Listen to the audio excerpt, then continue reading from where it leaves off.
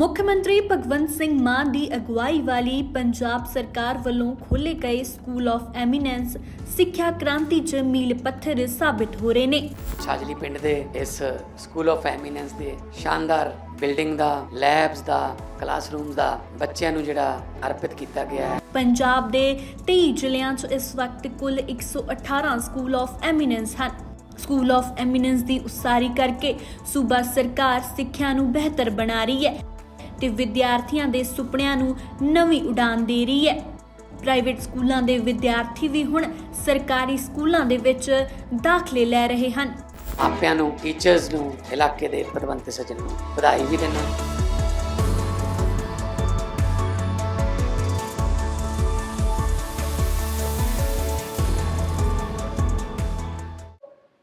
ਤਾਂ ਵੱਡੀ ਖਬਰ ਤੁਹਾਡੇ ਨਾਲ ਸਾਂਝੀ ਕਰ ਰਹੇ ਹਾਂ। Miss Grand International Rachel Gupta ਦੇ ਨਾਲ ਜੁੜੀ ਹੋਈ ਵੱਡੀ ਖਬਰ ਸਾਹਮਣੇ ਆ ਰਹੀ ਹੈ। ਦੱਸਦੀ ਹੈ ਕਿ Miss Grand International Rachel Gupta ਦੇ ਵੱਲੋਂ ਹੁਣੇ ਫੈਸਲਾ ਲਿਆ ਗਿਆ ਹੈ ਕਿ ਰੇਚਲ ਗੁਪਤਾ ਆਪਣਾ ਕਰਾਊਨ ਜਿਹੜਾ ਖਿਤਾਬ ਉਸ ਨੂੰ ਮਿਲਿਆ ਸੀਗਾ ਉਹ ਵਾਪਸ ਕਰਨ ਜਾ ਰਹੀ ਹੈ। ਦਰਅਸਲ ਰੇਚਲ ਗੁਪਤਾ ਦੇ ਵੱਲੋਂ ਇੱਕ ਵੀਡੀਓ ਸਾਂਝੀ ਕੀਤੀ ਗਈ ਹੈ ਜਿਸ ਦੇ ਵਿੱਚ ਰੇਚਲ ਗੁਪਤਾ ਰੋ ਰੋ ਕੇ ਖੁਦ ਨਾਲ ਹੋਈ ਹੱਡ ਬੀਤੀ ਸੁਣਾ ਰਹੀ ਹੈ, ਜਿਸ ਦੇ ਵਿੱਚ ਰੇਚਲ ਗੁਪਤਾ ਕਹਿ ਰਹੀ ਹੈ ਕਿ ਮੈਨੂੰ ਸੀ ਕਿ ਮਿਸ ਗ੍ਰੈਂਡ ਇੰਟਰਨੈਸ਼ਨਲ ਦਾ ਖਿਤਾਬ ਜਿੱਤਣ ਤੋਂ ਬਾਅਦ ਸੰਸਥਾ ਮੇਰੀਆਂ ਲੋੜਾਂ ਸਹੂਲਤਾਂ ਦਾ ਧਿਆਨ ਰੱਖੇਗੀ, ਪਰ ਇਹ ਸੱਚ ਨਹੀਂ ਸੀਗਾ। ਜਿੱਤਣ ਤੋਂ ਬਾਅਦ ਮੈਨੂੰ ਇੱਕ ਛੋਟੇ ਜਿਹੇ ਹੋਟਲ ਦੇ ਕਮਰੇ ਦੇ ਵਿੱਚ ਭੇਜ ਦਿੱਤਾ ਗਿਆ। ਮੈਂ उस निक्के जहे कमरे दे विच 1 महीना तो ज़्यादा रही, पर फिर मैनू एक घर दे विच शिफ्ट किया गया। एक घर जिहड़ा शहर तो 1.5 घंटे की दूरी ते सीगा, जिथे ना ही कोई खाण पीण दा प्रबंध सीगा।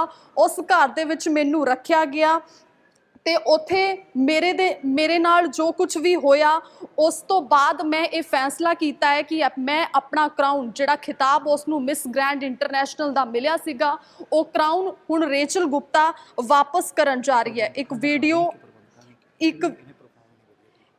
वीडियो जिहड़ी आ वो रेचल गुप्ता दे वल्लों सांझी की गई है, जिस दे विच रेचल गुप्ता रो रो के खुद नाल होई हड्ड बीती सुना रही है। रेचल गुप्ता ने कहा है कि मेरे नाल कीते गए वादे पूरे नहीं किए गए, मेरे नाल गलत विहार किया गया, जिस तो दुखी हो के मैं ये फैसला कर रही हाँ। तो दस दिए कि मिस ग्रैंड इंटरनैशनल 2024 का रेचल गुप्ता ने खिताब जित्या सीगा। पूरे देश दे विच बहुत माण वाली गल सीगी, स्पैशल पंजाबियों के लिए, क्योंकि जलंधर की ये रहन वाली है रेचल गुप्ता जिसनों मिस ग्रैंड इंटरनैशनल का खिताब मिलिया सीगा। ते हुण रेचल गुप्ता दे वल्लों ये फैसला लिया गया है कि वो अपना क्राउन उसनों जिहड़ा खिताब मिलिया सीगा वो वापस करन जा रही है। दरअसल रेचल गुप्ता दे वल्लों ये वीडियो असीं तुहानूं दिखा रहे हैं, ये वीडियो सांझी की गई है जिस दे विच रो रो के रेचल गुप्ता खुद नाल होई हड्ड बीती सुना रही है कि मेरे नाल कीते वादे पूरे नहीं होए, मेरे नाल गलत विहार किया गया है, जिस तो दुखी होके मैं फैसला कर रही हूँ। मैनू जिथे रखा गया वो शहर तो बहुत दूर सीगा। दरअसल रेचल गुप्ता दे वल्लों ये दस्सिया गया है कि उसनूं उम्मीद सीगी कि मिस ग्रैंड इंटरनैशनल का खिताब जितन तो बाद संस्था उसदियां सहूलतां दा ध्यान रखेगी, पर यह सच नहीं सीगा। पहले उसनूं एक होटल के कमरे दे विच रखिया गया, उस तो बाद उसनूं एक घर दे विच शिफ्ट किया गया। एक घर जिहड़ा शहर तो 1.5 घंटे की दूरी ते सीगा, उत्थे ना ही कोई खाण पीण दा प्रबंध सीगा, जिस करके रेचल गुप्ता बड़े औखे टाइम दे विच उत्थे रही। अजिहा उसने दस्सिया है कि मैं 1 महीना तो ज़्यादा पहला एक होटल के छोटे जे कमरे दे विच रही ते फिर मैनू एक घर दे विच शिफ्ट कर दिता गया जिहड़ा शहर तो 1.5 घंटे ते दूरी ते सीगा। मेरे कोल कोई गड्डी नहीं सीगी, मैं किते नहीं जा सकती सी। मैं आप अपने पैसों का फोन लिया, नंबर लिया तां जो मैं अपने घरदियां दे नाल दोस्तां दे नाल गल कर सकां। अजिहा रेचल गुप्ता इस वीडियो दे विच बोलती हुई नज़र आ रही है। उसने यह भी कहा है कि मैनू तो उत्थे खाण नूं भी कुछ नहीं सी मिलता, घर च एक भी भांडा नहीं सीगा, कोई फ्रूट नहीं सीगा। मेरी मम्मी ने भी उन्होंने रिक्वेस्ट की सीगी ते उत्थे खाण पीण दा भी किसी तरह का कोई प्रबंध नहीं सीगा। घर दे विच एक भी भांडा नहीं सीगा जिहड़े च मैं कुकिंग कर सकां ਮੈਂ ਵੈਜ ਹਾਂ, ਇਸ ਕਰਕੇ ਮੈਂ ਉਹਨਾਂ ਨੂੰ ਕਿਹਾ ਸੀ ਕਿ ਕੋਈ ਫਰੂਟ ਹੀ ਦੇ ਦਿਓ ਜੋ ਮੈਂ ਖਾ ਸਕਾਂ, ਪਰ ਉਹਨਾਂ ਦੇ ਵੱਲੋਂ ਅਜਿਹਾ ਵੀ ਕੋਈ ਪ੍ਰਬੰਧ ਜਿਹੜਾ ਆ ਉਹ ਨਹੀਂ ਕੀਤਾ ਗਿਆ। ਤਾਂ Rachel Gupta Miss Grand International 2024 ਦਾ ਰੇਚਲ ਗੁਪਤਾ ਨੇ ਖਿਤਾਬ ਜਿੱਤਿਆ ਸੀ। ਜਲੰਧਰ ਦੀ ਰਹਿਣ ਵਾਲੀ ਹੈ ਰੇਚਲ ਗੁਪਤਾ, ਪੰਜਾਬੀਆਂ ਦਾ ਮਾਣ ਵਧਾਇਆ ਸੀਗਾ, ਪਰ ਹੁਣ ਰੇਚਲ ਗੁਪਤਾ ਨੇ ਇਹ ਫੈਸਲਾ ਲਿਆ ਹੈ ਕਿ ਉਹ ਆਪਣਾ ਖਿਤਾਬ, ਆਪਣਾ ਜਿਹੜਾ ਕਰਾਊਨ ਉਸਨੇ ਜਿੱਤਿਆ ਸੀਗਾ, ਉਸ ਨੂੰ ਵਾਪਸ ਕਰਨ ਜਾ ਰਹੀ ਹੈ। ਉਸਨੇ ਦੱਸਿਆ ਹੈ ਕਿ ਮਿਸ ਗ੍ਰੈਂਡ ਇੰਟਰਨੈਸ਼ਨਲ ਬਣਨ ਮਗਰੋਂ ਉਸਦੇ ਨਾਲ ਕੀ ਕੁਝ ਹੋਇਆ, ਸਾਰੀ ਹੱਡਬੀਤੀ ਉਸਦੇ ਵੱਲੋਂ ਸੁਣਾਈ ਗਈ ਕਿ ਉਸ ਨੂੰ ਉਮੀਦ ਸੀਗੀ ਕਿ ਸੰਸਥਾ ਉਸਦੀ ਲੋੜਾਂ ਸਹੂਲਤਾਂ ਦਾ ਧਿਆਨ ਰੱਖੇਗੀ, ਪਰ ਇਹ ਸੱਚ ਨਹੀਂ ਸੀਗਾ। ਉਸਦੇ ਨਾਲ ਬਹੁਤ ਗਲਤ ਹੋਇਆ, ਜਿਸ ਦੇ ਚਲਦਿਆਂ ਉਸਨੇ ਹੁਣ ਇਹ ਫੈਸਲਾ ਕੀਤਾ ਹੈ ਕਿ ਉਹ ਆਪਣਾ ਕਰਾਊਨ ਜਿਹੜਾ ਆ, ਉਸ ਨੂੰ ਜਿਹੜਾ ਖਿਤਾਬ ਮਿਲਿਆ ਸੀਗਾ, ਉਸ ਨੂੰ ਵਾਪਸ ਕਰਨ ਜਾ ਰਹੀ ਹੈ। ਉਸਨੇ ਦੱਸਿਆ ਹੈ ਕਿ ਉਸ ਨੂੰ ਇੱਕ ਘਰ ਦੇ ਵਿੱਚ ਸ਼ਿਫਟ ਕੀਤਾ ਗਿਆ ਸੀ, ਜਿੱਥੇ ਉਹ ਘਰ ਜਿਹੜਾ ਸੀਗਾ ਉਹ ਸ਼ਹਿਰ ਤੋਂ ਤਕਰੀਬਨ 1.5 ਘੰਟੇ ਦੀ ਦੂਰੀ ਤੇ ਸੀਗਾ। ਉੱਥੇ ਖਾਣ ਪੀਣ ਦਾ ਕੋਈ ਪ੍ਰਬੰਧ ਨਹੀਂ ਸੀਗਾ, ਨਾ ਕੋਈ ਭਾਂਡਾ ਸੀਗਾ ਉੱਥੇ ਕਿ ਮੈਂ ਕੁਕਿੰਗ ਕਰ ਸਕਾਂ, ਤੇ ਮੈਂ ਖੁਦ ਆਨਲਾਈਨ ਖਾਣਾ ਮੰਗਾਉਂਦੀ ਸੀਗੀ ਤੇ 2 ਘੰਟੇ ਬਾਅਦ ਉਹ ਖਾਣਾ ਉਸਦੇ ਕੋਲ ਪਹੁੰਚਦਾ ਸੀਗਾ। ਤਾਂ ਉਸਨੇ ਦੱਸਿਆ ਹੈ ਕਿ ਅਜਿਹੇ ਹਾਲਾਤਾਂ ਦੇ ਵਿੱਚ ਉਹ ਕਿਸ ਤਰ੍ਹਾਂ ਆਪਣਾ ਧਿਆਨ ਰੱਖਦੀ, ਨਾ ਤਾਂ ਉੱਥੇ ਕੋਈ ਖਾਣੇ ਪੀਣ ਦਾ ਪ੍ਰਬੰਧ ਸੀਗਾ, ਜਿਸ ਕਰਕੇ ਉਹ ਆਪਣਾ ਧਿਆਨ ਵੀ ਨਹੀਂ ਸੀ ਰੱਖ ਪਾ ਰਹੀ, ਤੇ ਦੂਸਰੇ ਪਾਸੇ ਸੰਸਥਾ ਦੇ ਅਧਿਕਾਰੀਆਂ ਦੇ ਵੱਲੋਂ ਉਸ ਨੂੰ ਕਿਹਾ ਜਾਂਦਾ ਸੀ ਕਿ ਤੇਰਾ ਭਾਰ ਜਿਹੜਾ ਆ ਉਹ ਵੱਧ ਰਿਹਾ ਹੈ, ਆਪਣੇ ਭਾਰ ਨੂੰ ਘਟਾ। ਤੇ ਉਸਨੇ ਰੋ ਰੋ ਕੇ ਦੱਸਿਆ ਹੈ ਕਿ ਮੈਂ ਆਪਣਾ ਭਾਰ ਕਿਵੇਂ ਘਟਾ ਸਕਦੀ ਸੀ, ਕਿਉਂਕਿ ਉੱਥੇ ਕਿਸੇ ਵੀ ਤਰ੍ਹਾਂ ਦੀ ਕੋਈ ਸਹੂਲਤ ਨਹੀਂ ਸੀਗੀ, ਕੋਈ ਜਿਮ ਨਹੀਂ ਸੀਗਾ, ਤੇ ਮੈਂ ਆਪਣਾ ਧਿਆਨ ਕਿਵੇਂ ਰੱਖਦੀ, ਬਿਨਾਂ ਸਹੂਲਤ ਤੋਂ ਧਿਆਨ ਰੱਖਣਾ ਮੁਮਕਿਨ ਨਹੀਂ ਹੈ। ਜਿਸ ਦੇ ਚਲਦਿਆਂ ਹੁਣ ਰੇਚਲ ਗੁਪਤਾ ਦੇ ਵੱਲੋਂ ਇਹ ਵੱਡਾ ਫੈਸਲਾ ਲਿਆ ਗਿਆ ਹੈ ਕਿ ਉਹ ਆਪਣਾ ਮਿਸ ਗ੍ਰੈਂਡ ਇੰਟਰਨੈਸ਼ਨਲ ਦਾ ਖਿਤਾਬ ਜਿਹੜਾ ਕਰਾਊਨ ਉਸ ਨੂੰ ਮਿਲਿਆ ਸੀਗਾ, ਉਹ ਵਾਪਸ ਕਰਨ ਜਾ ਰਹੀ ਹੈ। ਵੱਡੀ ਖਬਰ ਹੈ। ਇਹ ਵੀਡੀਓ ਜਿਹੜੀ ਅਸੀਂ ਤੁਹਾਨੂੰ ਦਿਖਾ ਰਹੇ ਹਾਂ, ਇਹ ਰੇਚਲ ਗੁਪਤਾ ਦੇ ਵੱਲੋਂ ਸਾਂਝੀ ਕੀਤੀ ਗਈ ਹੈ, ਜਿਸ ਦੇ ਵਿੱਚ ਰੋ ਰੋ ਕੇ ਰੇਚਲ ਗੁਪਤਾ ਹਰ ਇੱਕ ਗੱਲ ਜਿਹੜੀ ਆ ਉਹ ਲੋਕਾਂ ਤੱਕ ਪਹੁੰਚਾ ਰਹੀ ਹੈ। ਉਸਨੇ ਇਸ ਦੇ ਵਿੱਚ ਇਹ ਵੀ ਕਿਹਾ ਹੈ ਕਿ ਮੈਂ ਉਹਨਾਂ ਨੂੰ ਕਿਹਾ ਸੀਗਾ ਸੰਸਥਾ ਨੂੰ ਕਿ ਮੈਨੂੰ ਇੱਕ ਜਿਮ ਦਾ ਐਕਸਰਸਾਈਜ਼ ਚਾਹੀਦਾ ਹੈ, ਕਿਉਂਕਿ ਸਿਹਤ ਦਾ ਧਿਆਨ ਰੱਖਣਾ ਮੇਰੇ ਲਈ ਬਹੁਤ ਜ਼ਰੂਰੀ ਹੈ, ਪਰ ਮੈਨੂੰ ਸਹੂਲਤਾਂ ਨਹੀਂ ਦਿੱਤੀਆਂ ਗਈਆਂ, ਜਿਸ ਦੇ ਚਲਦਿਆਂ ਮੇਰਾ ਭਾਰ ਵੀ ਵੱਧ ਰਿਹਾ ਸੀਗਾ। ਸੰਸਥਾ ਦੇ ਅਧਿਕਾਰੀਆਂ ਦੇ ਵੱਲੋਂ ਮੈਨੂੰ ਕਿਹਾ ਜਾਂਦਾ ਸੀਗਾ ਕਿ ਤੇਰਾ ਭਾਰ ਵੱਧ ਰਿਹਾ ਹੈ, ਆਪਣੇ ਭਾਰ ਨੂੰ ਘਟਾ, ਪਰ ਮੇਰੀਆਂ ਸਹੂਲਤਾਂ ਦਾ ਮੇਰੇ ਨਾਲ ਵਾਅਦੇ ਹੋਏ ਸੀ ਉਹ ਪੂਰੇ ਨਹੀਂ ਕੀਤੇ ਗਏ, ਤੇ ਮੇਰੇ ਨਾਲ ਗਲਤ ਵਿਹਾਰ ਕੀਤਾ ਗਿਆ, ਜਿਸ ਦੇ ਚਲਦਿਆਂ ਮੈਂ ਦੁਖੀ ਹੋ ਕੇ ਇਹ ਫੈਸਲਾ ਕਰ ਰਹੀ ਹਾਂ। ਤਾਂ ਦੱਸ ਦਈਏ ਕਿ ਪ੍ਰਬੰਧਕਾਂ ਦੇ ਵੱਲੋਂ ਇਹ ਕਿਹਾ ਗਿਆ ਹੈ ਕਿ ਰੇਚਲ ਗੁਪਤਾ ਆਪਣਾ ਭਾਰ ਨਹੀਂ ਘਟਾ ਪਾ ਰਹੀ, ਉਸਦਾ ਭਾਰ ਜਿਹੜਾ ਵੱਧ ਰਿਹਾ ਹੈ, ਤੇ ਉਸਨੇ ਵੀ ਕਿਹਾ ਹੈ ਕਿ ਪ੍ਰਬੰਧਕਾਂ ਦੀ ਘਾਟ ਕਰਕੇ ਉੱਥੇ ਰਹਿਣਾ ਬਹੁਤ ਮੁਸ਼ਕਿਲ ਸੀਗਾ, ਮੇਰੇ ਕੋਲ ਕਰਨ ਨੂੰ ਕੁਝ ਨਹੀਂ ਸੀਗਾ। ਮੈਨੂੰ ਕਿਹਾ ਜਾਂਦਾ ਸੀ ਕਿ ਮੈਂ ਕੁਝ ਪੋਸਟ ਕਿਉਂ ਨਹੀਂ ਕੀਤਾ, ਮੇਰੇ ਕੋਲ ਕੁਝ ਨਹੀਂ ਸੀ ਤੇ ਮੈਂ ਪੋਸਟ ਕੀ ਕਰਦੀ। ਅਜਿਹਾ ਕੁਝ ਰੇਚਲ ਗੁਪਤਾ ਇਸ ਵੀਡੀਓ ਦੇ ਵਿੱਚ ਬੋਲ ਰਹੀ ਹੈ, ਰੋ ਰੋ ਕੇ ਖੁਦ ਨਾਲ ਹੋਈ ਹੱਡ ਬੀਤੀ ਸੁਣਾ ਰਹੀ ਹੈ। Hi everyone, I'm making this video today to tell you guys the truth about what I've been going through for the last 7 months as Miss Grand International. I know this is going to come as a shock to a lot of you, my decision to step down and return my crown and give up my title. But I also know at the same time that a lot of you knew something wasn't right. You could sense, I read all the comments, so I know a lot of you could tell that my reign wasn't going very, very well, and there were issues with the organization on their end, and I just want to be completely transparent for all of you. I want you to know the reasoning behind this. You've supported me so much.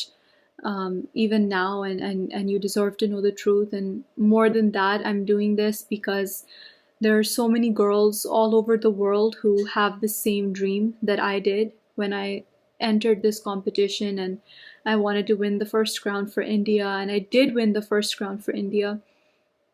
And I want those girls to know the truth about this organization, about the people who have created this system, and I want them to understand what they're signing up for, because when I started and when I joined and when I won, nobody told me, nobody warned me, and I had to figure it out on my own. And I don't want any other girl to find herself in the same position that I've been in, because these have been the worst few months of my life. I have been at rock bottom. The last time I was truly happy was the night I won. And since then, it's just been going downhill. It's been getting worse and worse. And I've spent the last few months just completely depressed and alone, and I wouldn't wish that on my worst enemy. So I want you to know the truth, and it's taking a lot of courage to, first of all, give up the ground that I worked so hard for, and then also to talk about it so openly. But I don't want anyone else to be in the same position as me. So that's why I'm doing this.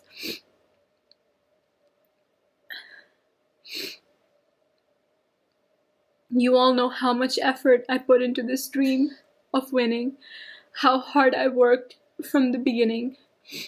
And that's true for so many girls who join. And all I've gotten in return is just constant harassment, mental torture, mistreatment, and it's on a systemic level. Like, I don't think they can ever change this. So I want you to know what I've gone through, and I want you to know how much I've been silently struggling behind my smile. And I know it's seemed like everything is okay, but like, you have to make it look that way when the whole world is watching you and there's always just cameras on you. It's like you have to seem like everything is okay, but I want you to know the truth now. And I'm gonna tell you everything in this video. First of all, when I joined the competition, I had absolutely no idea that countries were paying for votes, okay? And then the Miss Grand International organization happily accepts them in the form of votes or in the form of, donations. And you guys don't know that. And of course, like, when I found out, like, we couldn't afford to pay for the votes, we didn't have that knowledge, and that's why it was so difficult to compete in terms of votes. You guys know, when I was in the personal interview, Nawat asked me, why do you not have votes? And it's because I wasn't paying to buy votes like every other person was. And honestly, like, it's not even their fault. Like, of course, if they have the option, why wouldn't they do it? Like, everybody wants to win. And the countries who've paid huge amounts of money for votes or for donations, like, of course, if their girl doesn't win, they would be upset because they've basically paid for it and they expect something in return. Nothing is promised, but they expect that, yeah, we've paid, we'll get some return on it.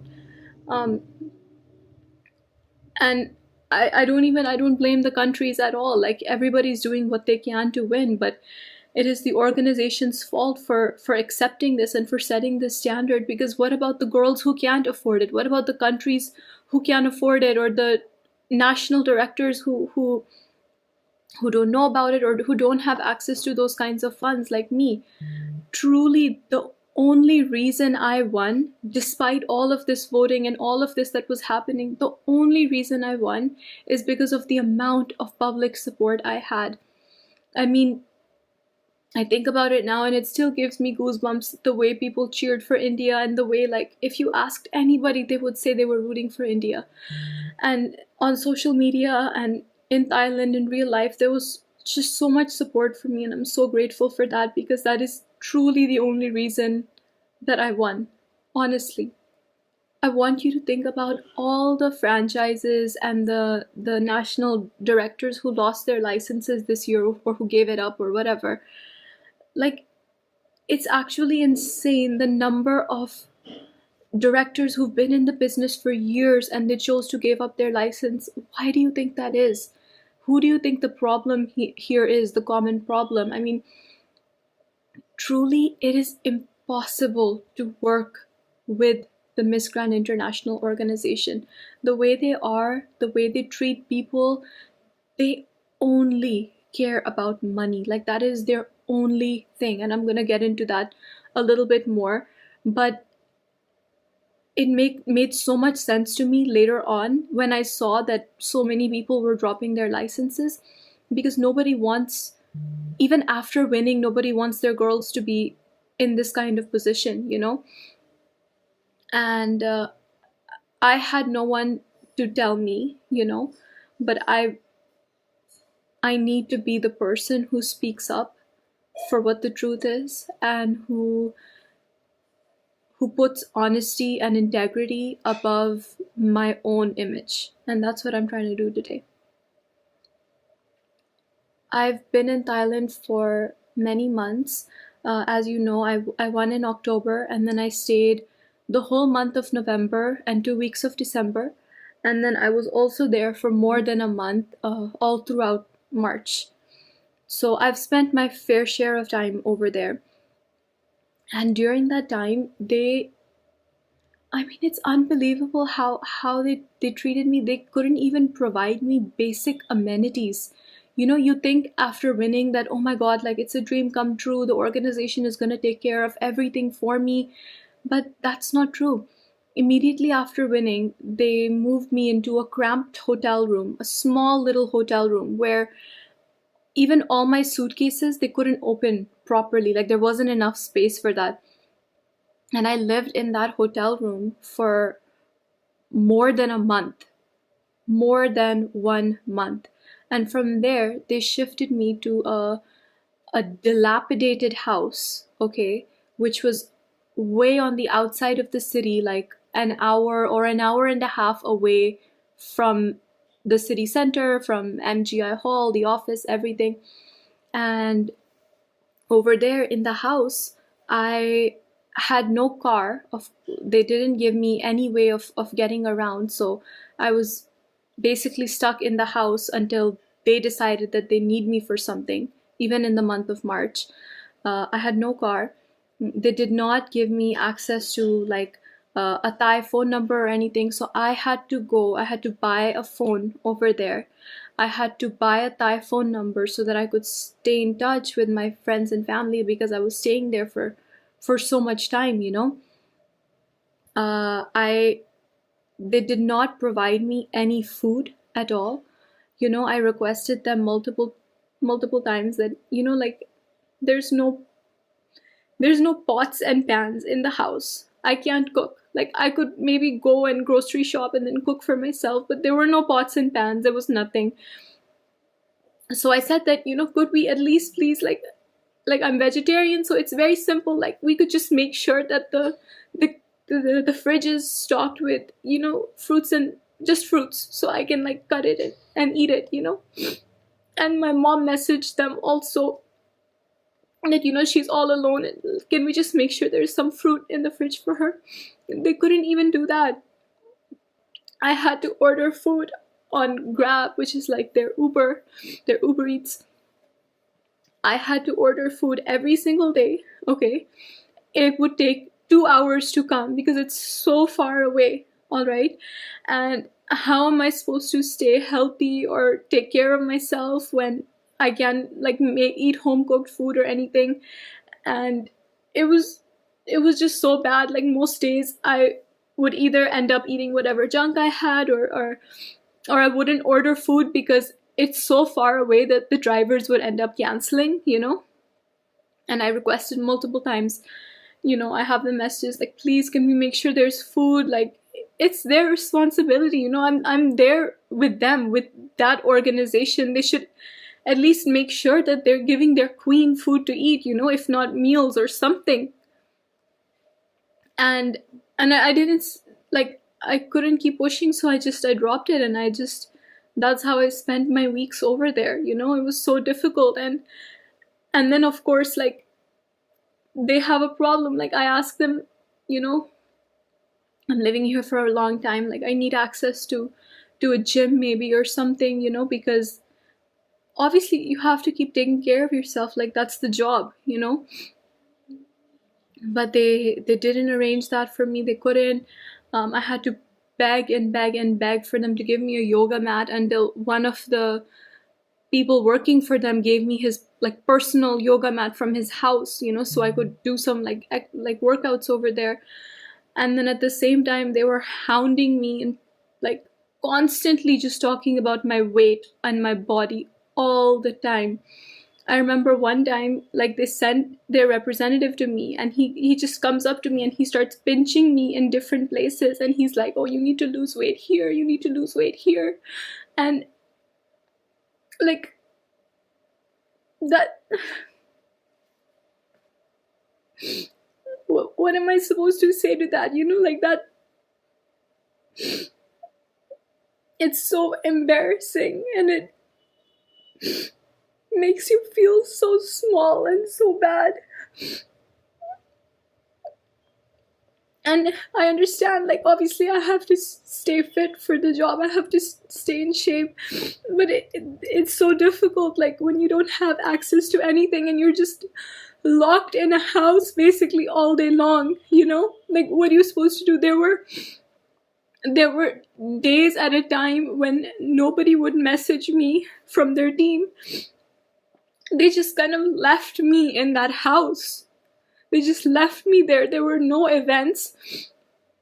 They called me to Thailand. There were maybe 3 or 4 events. And I was there for a month. So what do you think I did? And like everybody's asking me, why aren't you posting anything, Rachel? Why are there no updates from you? And I would just say, oh, I'm really bad at it, or I'm sorry, But the truth is, what should I post? What should I post? That I'm sitting here in the house, like there's nobody to take pictures of me, there's nothing to do, I'm just sitting here, I'm depressed, there's like nothing to do, like, I mean, and nobody knew, and it was just a really, really, really difficult situation. I love Thailand, I love my Thai fans, but being there was so difficult for me. Just going from that environment to one day they'd say, okay, we're sending the car to pick you up for an event, and then you have to be ready, like get ready, go on the red carpet, smile and pretend everything is okay. And I never spoke with the team. I never spoke with Nawat or Teresa. We literally would meet on the red carpet and just smile and pretend like everything is okay, and like we're best friends, and they're Papa Nawat and Mommy Teresa and me, and we're just one happy family, But the truth is, they don't know if I'm frankly alive or dead until we meet on the red carpet and smile for the cameras together. That's all they care about, is getting that picture. And it's just such a false narrative, because you guys are so sweet and you keep saying, oh, you look so happy together, you look so like they're really taking care of you, and like it's just not the truth. And I kept pretending like everything is okay, but there's only a certain point I can do that until, I told them that, what, I'm here. There's just a few events, like maybe I could go home in the middle or something, so that I can, keep taking care of myself and I can come back. But they didn't let me go home. They didn't give me anything to do while I was there. I basically was just like stuck there alone, and I had to take care of myself. And my mom was so worried about me. After I won, those weeks were some of the most depressing and the hardest weeks of my life, because I was working so much and there was just so much toxicity and negativity in that organization. And every day I would just get I would get more disillusioned, and it would get harder and harder and harder for me. And my mom, we would speak to each other, and she saw and she noticed that something is not okay with me, just she knows me really well, so she knew something wasn't okay. And she came there and she stayed with me for a few weeks in November. And I think that really like that really saved my life, because it would have been really horrible otherwise.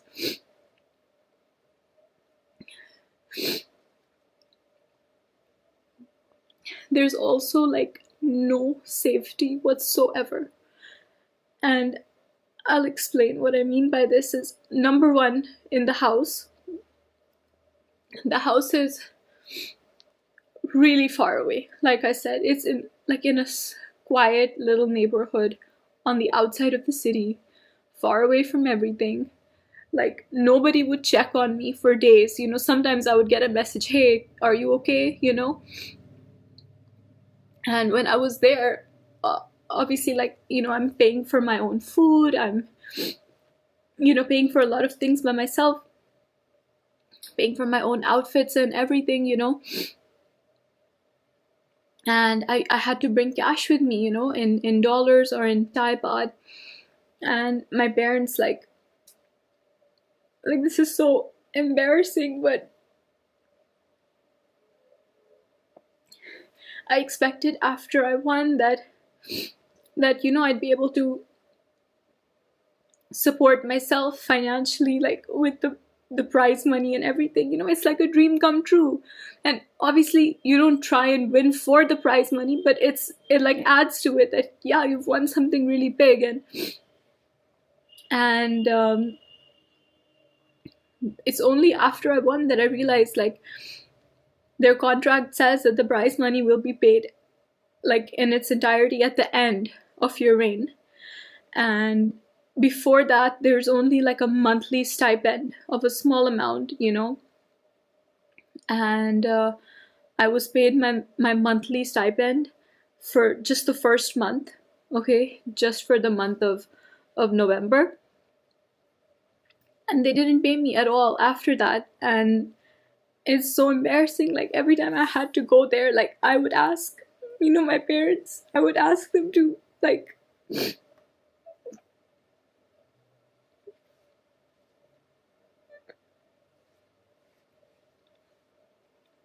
I would ask them to,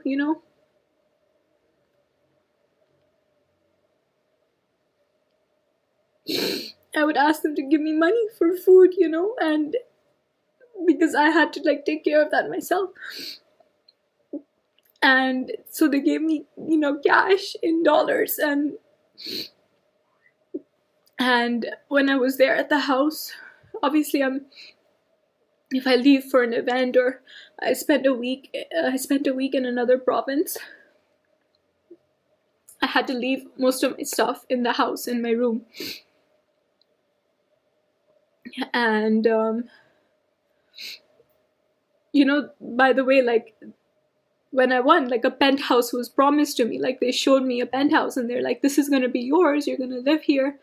But that wasn't the case. It was either the house, or they offered to keep me in the same hotel, but I literally could not live in that small room anymore. It was, like, too much for me. There wasn't enough space, and it was too much. So I said I would rather, like, live in the house. And so I used to keep my cash there, like, in my suitcase, hidden inside. And literally nobody came to the house. Only a cleaner would come one time in a week, maybe. And I had gone to some other province in Thailand for work. And when I came back, my money, I had around $1,700 with me, and there was $1,000 missing. And it was just, like, I opened my pouch and my rupees were in there and my dollars, and, like, I know how I left it, but when I opened it, it was all messy. It was in a different place, and I counted, and instead of $1,700, it was only $700, and so there was 1,000 missing.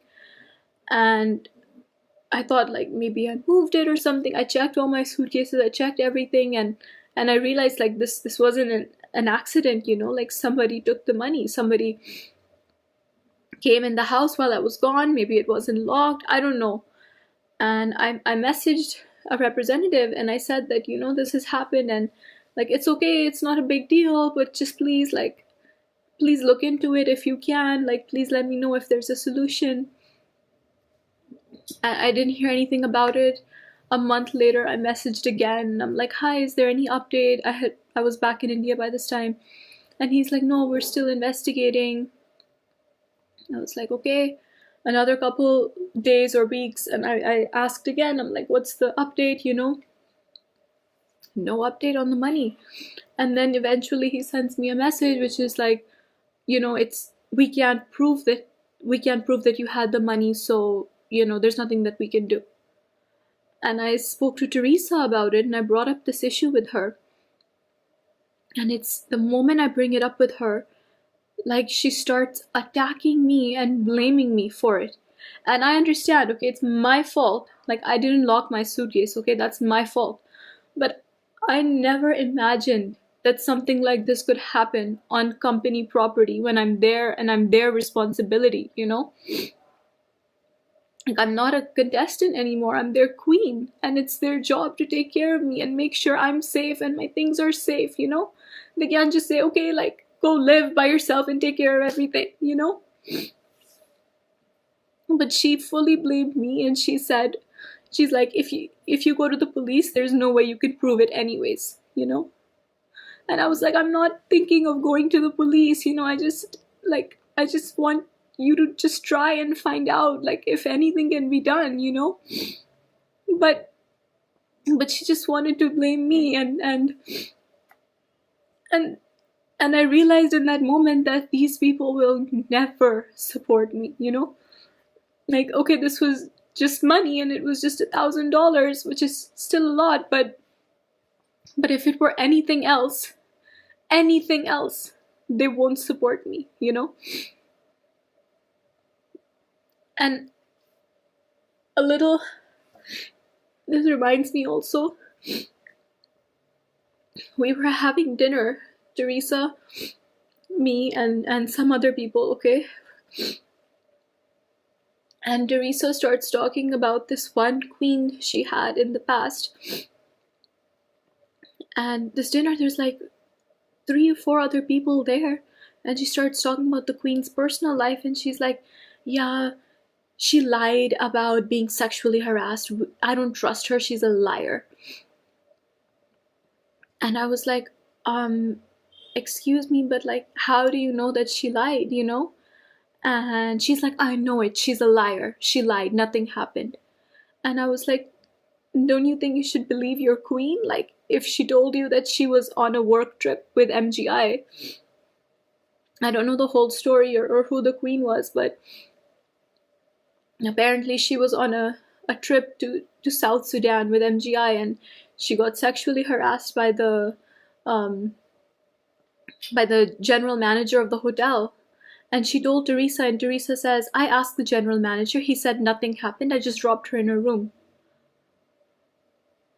And I realized in that moment that poor girl was probably sexually harassed, and she told the only people who she had at that time with her, who was Teresa.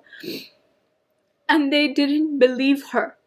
Like, okay, first of all, how do you prove that something like that happened? It's very difficult, that's very complicated. But if you tell your organization, like, they need to believe you, Like, you call yourself mommy for a reason. You need to at least believe your queen and not shit talk her years later at a table with random people, And I realized I would be the next girl. Like, if anything ever happens to me on one of these trips, God forbid, anything.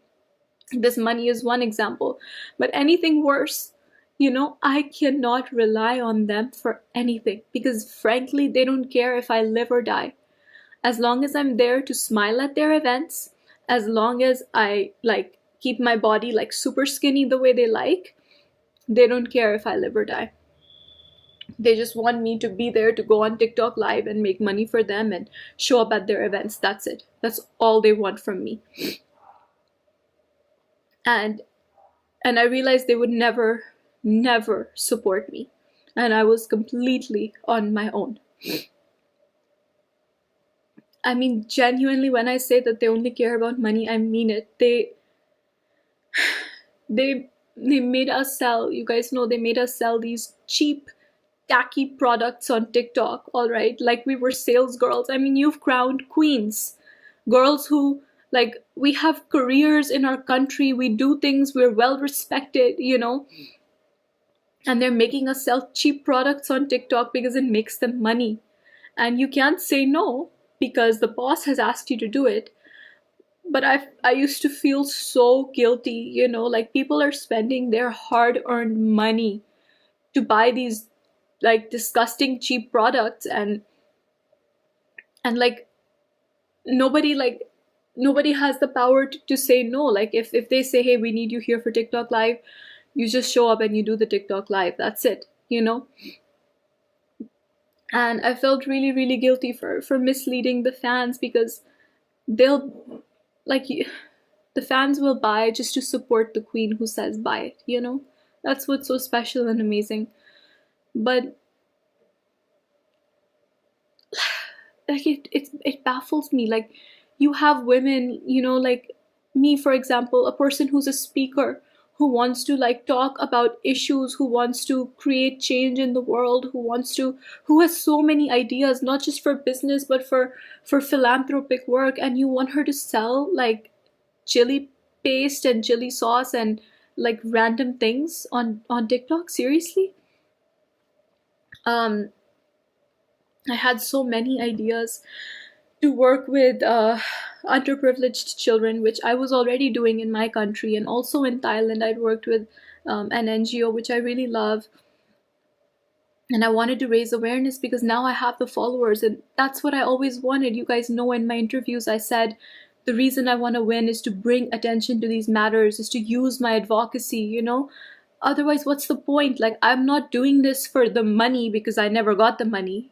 I'm not doing this for the fame, all right, because you have to be popular before you win MGI in order to win.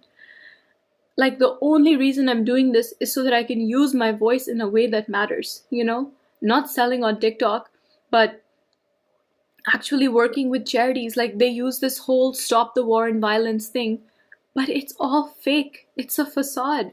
Where is the stop the war and violence? Like where is the work? Where's the advocacy work for that? Like, I'm here, I'm ready to use my voice, I'm ready to work with an NGO, but they don't want to do that because it doesn't make money for them. And I've heard them say, like, Nawat literally says that this is useless, people don't care about it, it's not entertaining, and it doesn't make money, so we're not going to do it. Like, I'm sorry, but it's not all about entertainment. Being a queen, that's not what pageantry is about. It's about being a global public figure who uses her voice for good. Not these cheap entertainment tactics. I had plans when I was there. I wanted to go to charities. I wanted to visit a blind orphanage, and also, other like slum areas that I had worked in before, and they didn't let me. And they said that it's because like we don't have production team, blah blah blah. They made up reasons. Obviously they didn't want to because it's not paid. And I said, I don't need production team, like my day is free, I'll just go there and I'll be able to like bring some attention to the cause. And they said no, like, you can't. And so I feel really bad when people ask me that, like, why did you stop your advocacy? Because like, I wasn't allowed to. And what is the point of winning, of having followers, of people listening to you? What's the point of wearing India over here and if you can't actually help in any way? It's completely useless. And I remember after winning, they called us down to the MGI headquarters, okay, and they gave us all our contracts 1 or 2 days after winning, I'm not sure when. And I don't know if I can explain that situation properly, but when they gave the contract, it was like a gun to the head. Okay, it was their pen, their paper, their office, their contract, their rules. And we were expected to just sit down, shut up, and sign it. That's it. I remember I personally stepped aside out of the meeting with all the girls to have a conversation about the contract, because mine was different and I had a couple questions. I wanted to see if there's anything I can like negotiate, because the contract is obviously very one-sided. Like, it's only there to protect them or benefit them. It doesn't guarantee me or promise me anything. It doesn't protect me or protect my rights in any way. But it's like the whole world is like India had just won for the first time, and I was seeing people's reactions, and everybody was so proud, and there was so much support, and everybody was so excited. There's no question of, hey, I can't sign the contract. You know, you have to. The whole world is watching you. You just won. You have to sign it. There's that pressure. And the way they approach the situation is like, you sign it. If you don't want to sign it, no problem. You can leave. That's the attitude going into it. I asked, I'm like, can we negotiate this at all? Can I request that we discuss this? My lawyer would want to maybe read it and negotiate. And Teresa was like, no.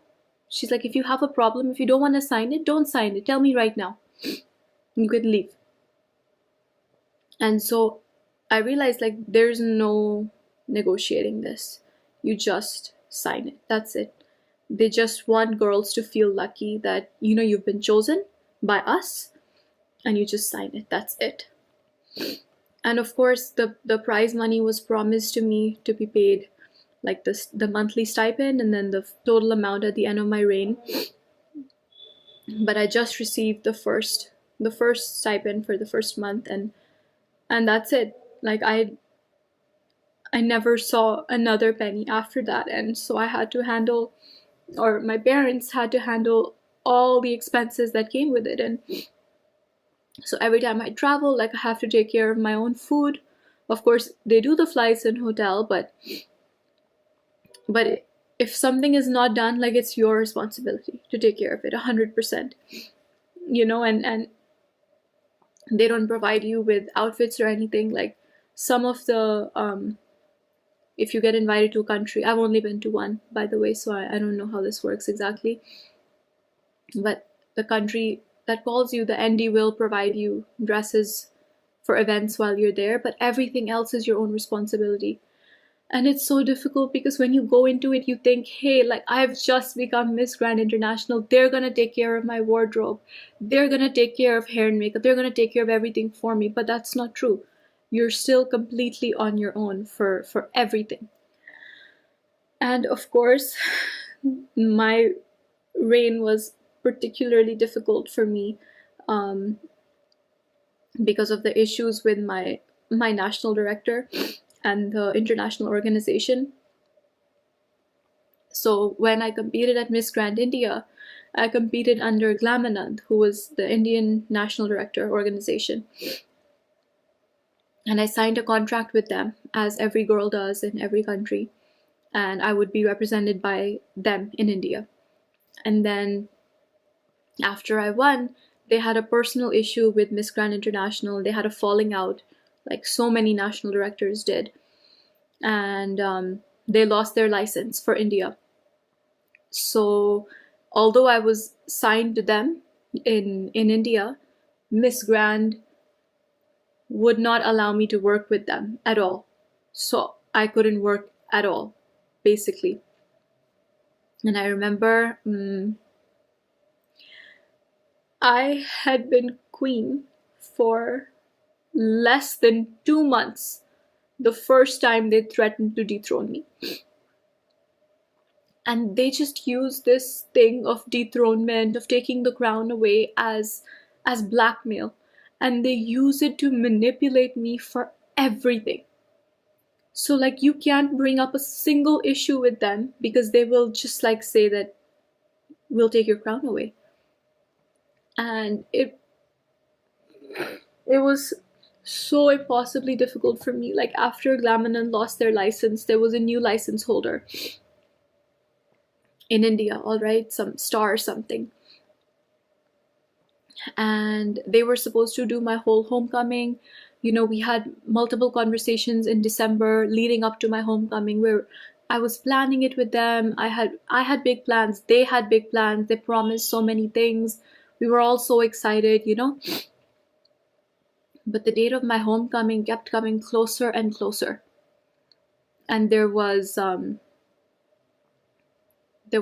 nothing was materializing, And up until the moment I landed in the airport in Delhi for the homecoming, these people, the new organization, hadn't even taken permission from the airport authorities to host my homecoming there.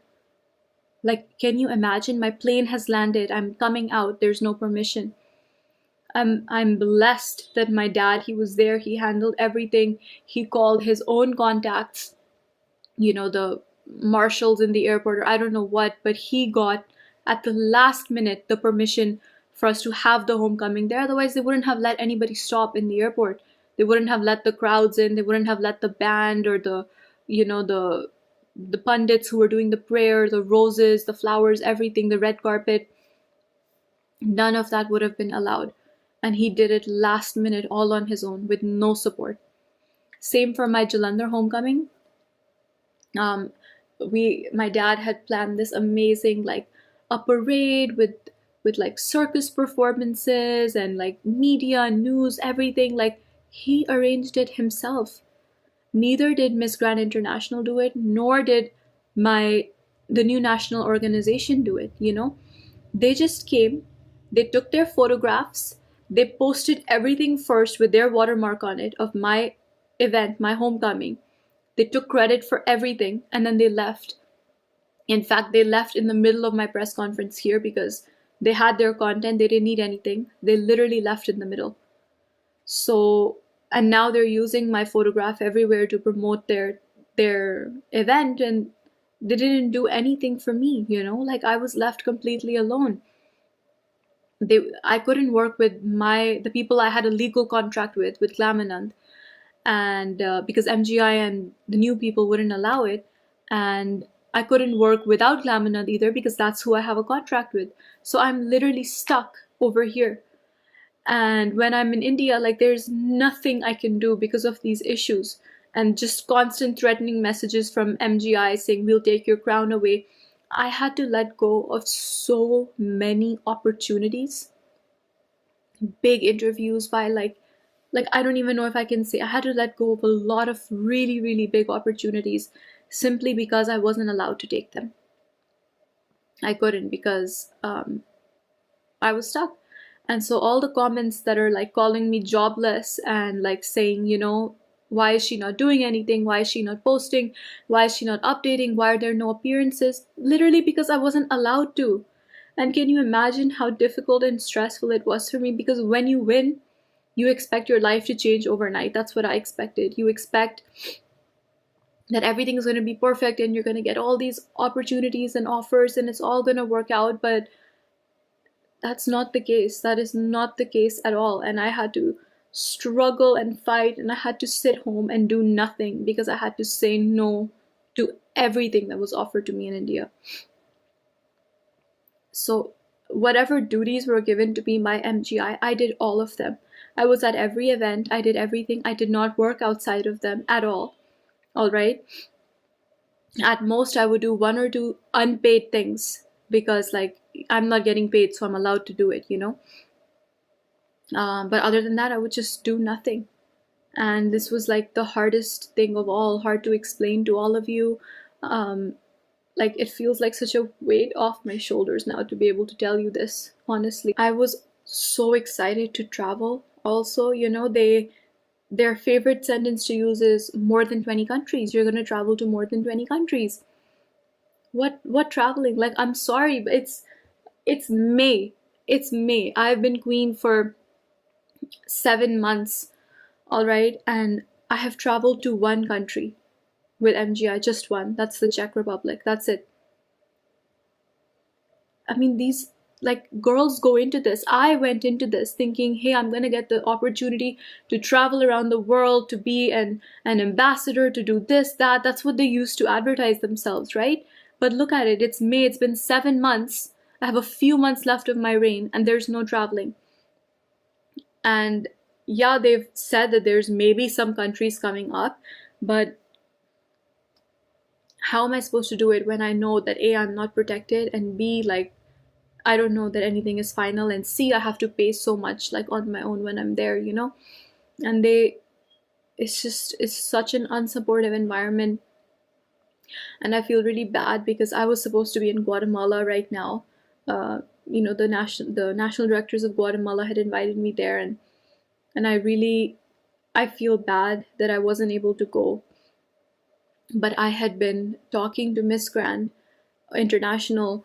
I had been talking to them before, and I told them that, I'm facing all these issues, and please resolve these issues for me. Otherwise, I won't be able to go to Guatemala. Like I said that, I was very clear on that.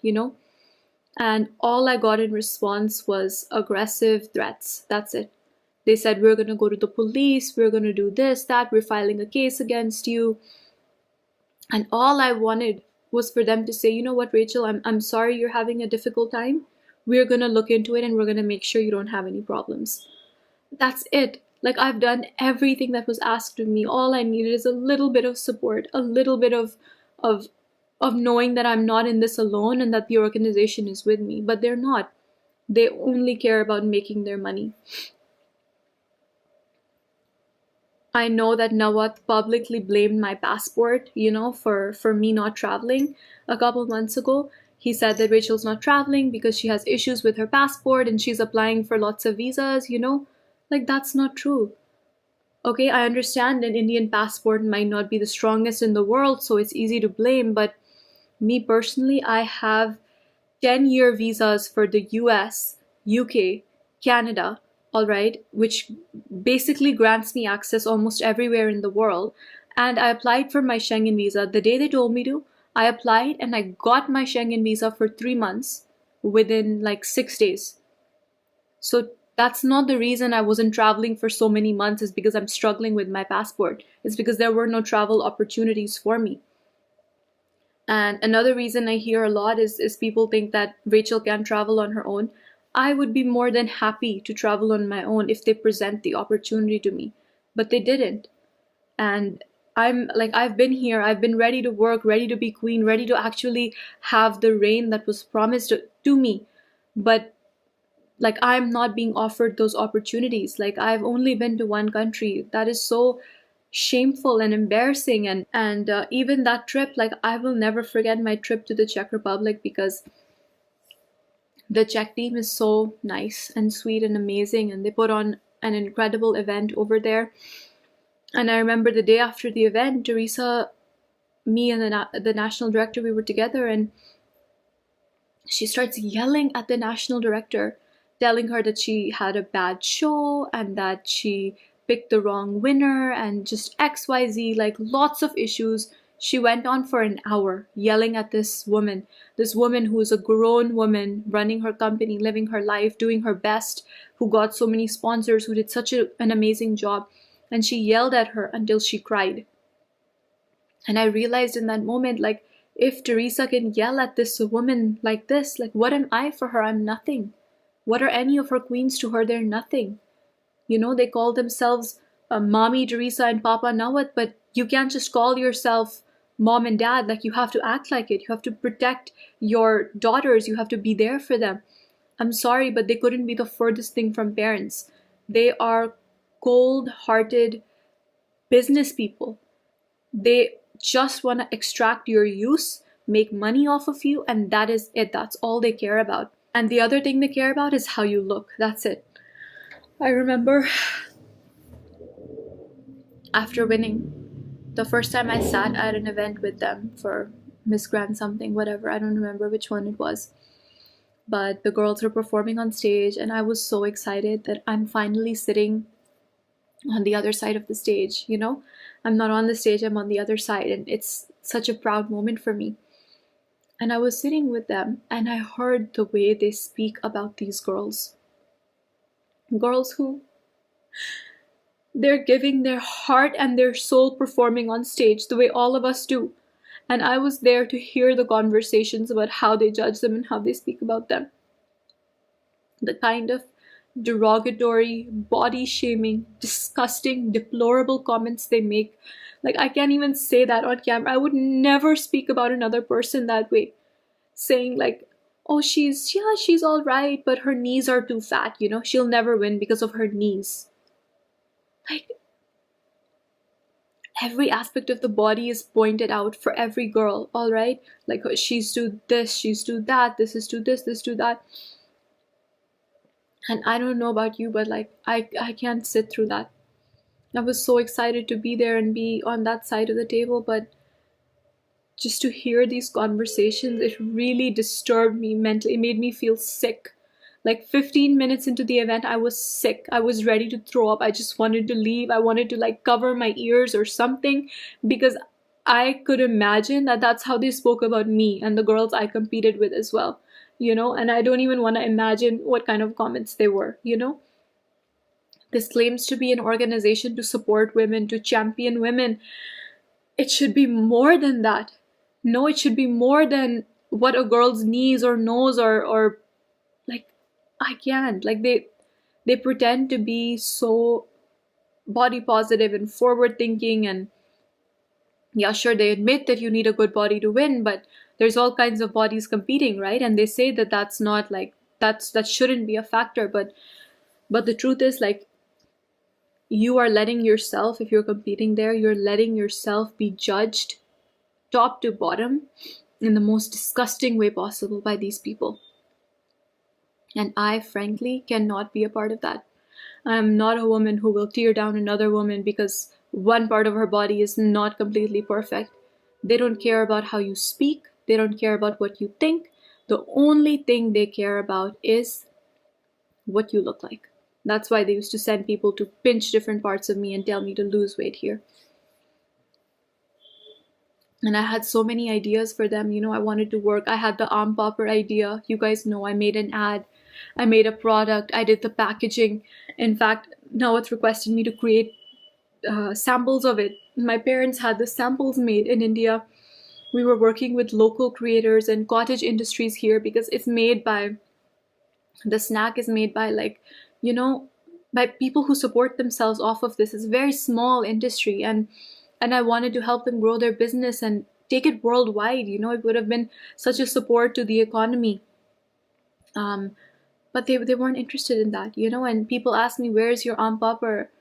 I don't know. Like, I wanted to do it. I was fully ready to do it, but they just don't take these things everywhere. It's easier for them to keep selling the products they already have, on TikTok. That makes money. Why they don't want to invest in something else? The whole time that I was working with Miss Grand International, the last 7 months, I was constantly harassed, manipulated, ignored, and left to fend for myself, all while dealing with the intense and immense scrutiny of the public eye and all the attention that it brings. These have been the hardest few months of my life.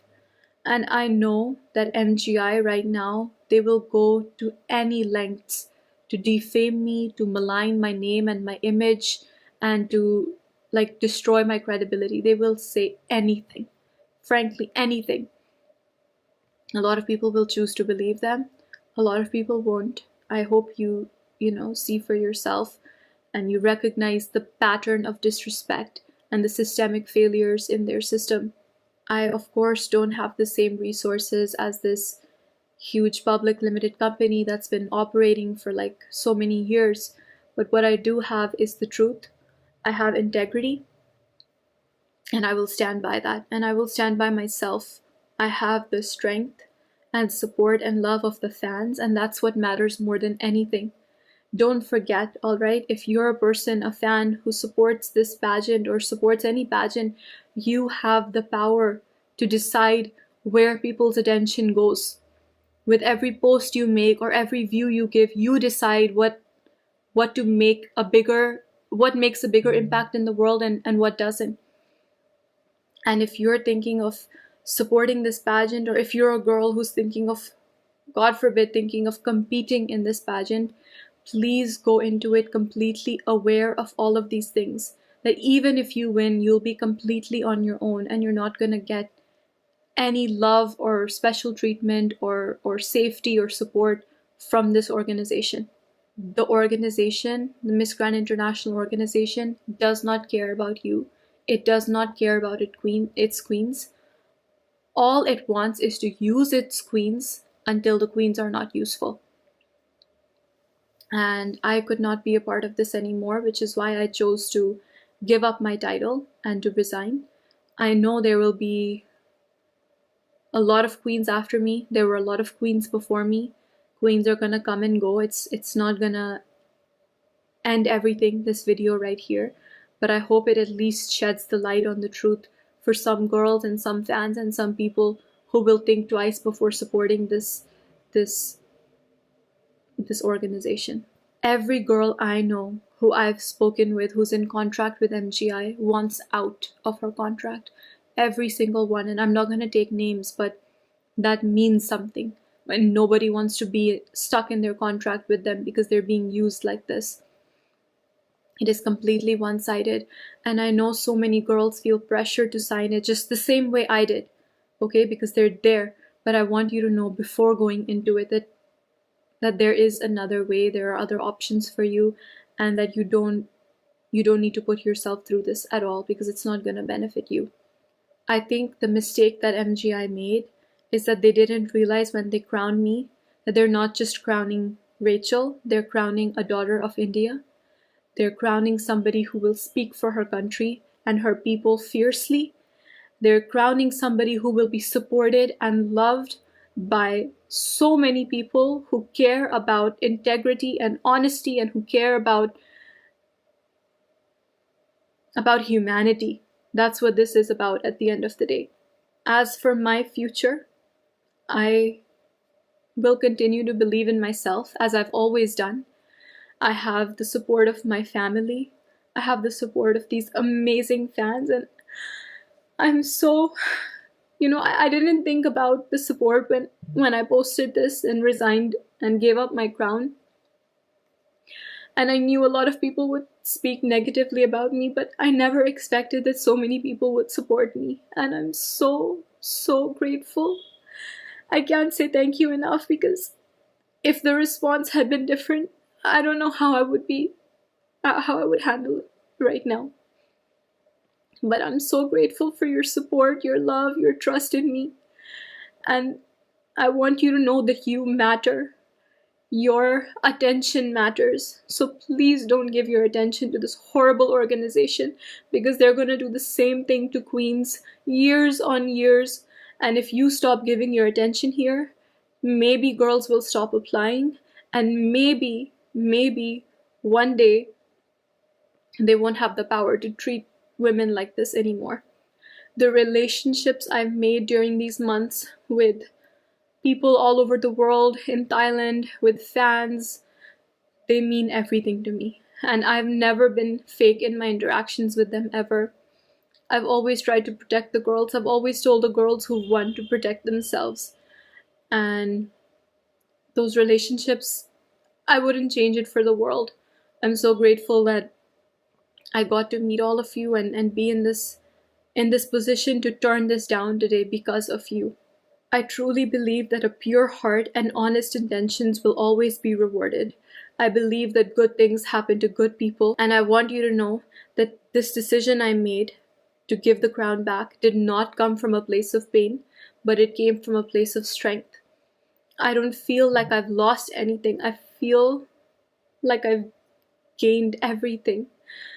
I don't know how to explain it to you. Like, I feel free. For the first time in months, I feel free, and I feel like I can breathe. And I've just been drowning for so long, and now I feel like I've come up for air. And I have my life back, and I'm so grateful for that. And no matter what happens, I hope that I've at least helped one or two people by sharing this and being honest with you today. And I just want to say that I'm really grateful. Thank you so much for your love and support. And I love you so much. And there's only up to go from here, and we're going to do bigger and better things in life. Thank you again for your love. I love you so much.